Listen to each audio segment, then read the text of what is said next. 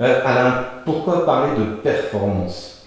Eh bien, vous savez, le progrès est toujours, depuis toujours, la quête de l'homme. Alors pourquoi voulez-vous qu'il en soit différemment pour les entreprises?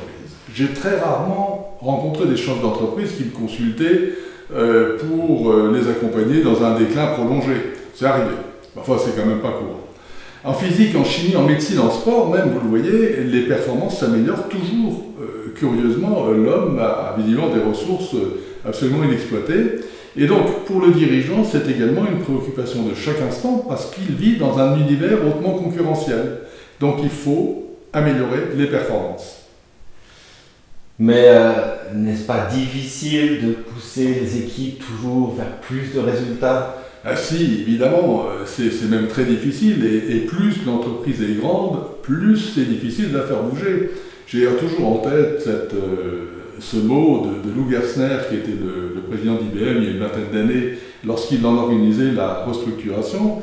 Il disait en fait, les organisations ne sont pas faites pour servir le client, elles sont là pour servir l'ordre établi. Et ça montre bien que toutes les organisations veulent rester stables, elles ne veulent pas bouger, et donc il faut déployer des trésors d'énergie pour faire bouger les choses et utiliser des méthodes qui reposent beaucoup plus sur l'expérience que sur des théories. Oui, mais dans ce cas, comment mesurer alors ce qu'il faut faire?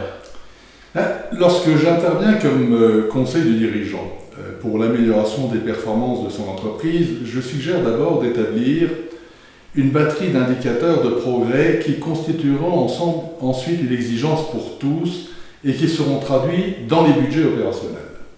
Je propose donc qu'ils soient confiés à des groupes transverses qui, outre l'efficacité de ce type de groupe, permettront de maintenir une forte cohésion dans les équipes.